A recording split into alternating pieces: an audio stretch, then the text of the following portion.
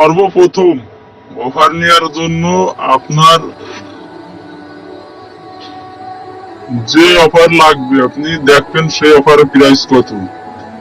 এই যে দেখেন 568 টাকার যে অফারটা, এই অফারটা নিতে গেলে আপনার এই অ্যাকাউন্টে 588 টাকা থাকা লাগবে।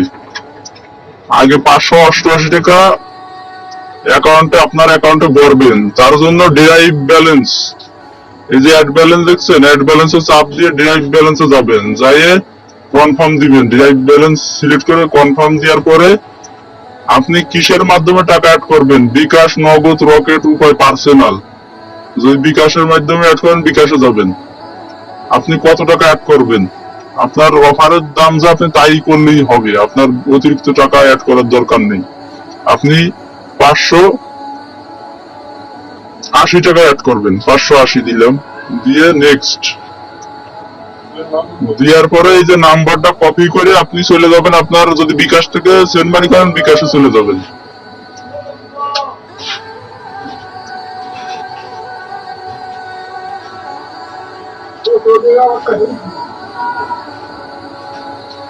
বিকাশ থেকে সেন্ড মানি করার পরে আপনাকে একটা ট্রানজাকশন আইডি দেবে, যে ট্রানজাকশন আইডি এটা যে কপি করবেন, কপি করে শুধু এই জায়গা বসাই দিবেন। বসাই দিয়ে এই যে নিচে দেখতে পাচ্ছেন ভেরিফাই লেখা, এই ভেরিফাইতে চাপ দেবেন, আপনার টাকা সঙ্গে সঙ্গে অ্যাড হয়ে যাবে। আর তারপরে দেখবেন যে আপনার টাকা অ্যাড হওয়ার সাথে সাথে আপনার এই যে ট্যাপ ফর ব্যালেন্সের উপরে চাপ দিবেন, দেখবেন এই যে ডিরাইভিং লেখা, এই ডিরাইভিং এ আপনার এই টাকাটা চলে আসবে সঙ্গে সঙ্গে।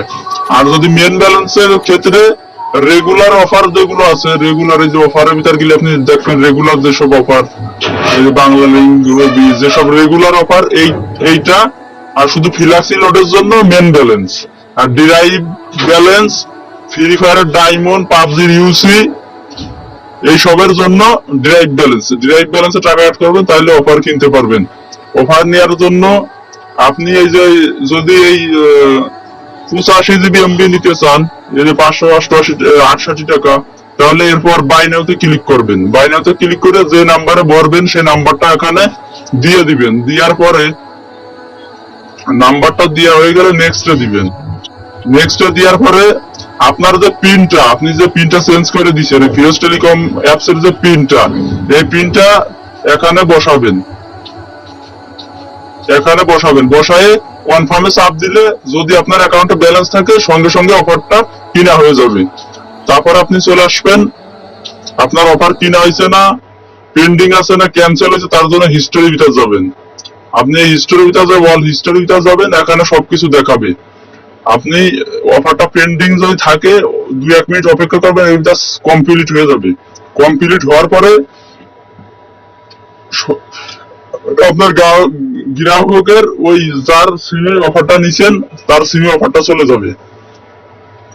আর যদি ক্যান্সেল হয় তাহলে আপনার ওই সিমে মনে করবেন অফারটা যাবে না, তখন আপনার অ্যাকাউন্টে আবার টাকা পুনরায় ব্যাক চলে আসবে।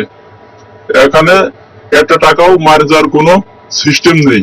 আপনার টাকা আপনার অ্যাকাউন্টে থাকবে অফার যতক্ষণ না কিনবেন।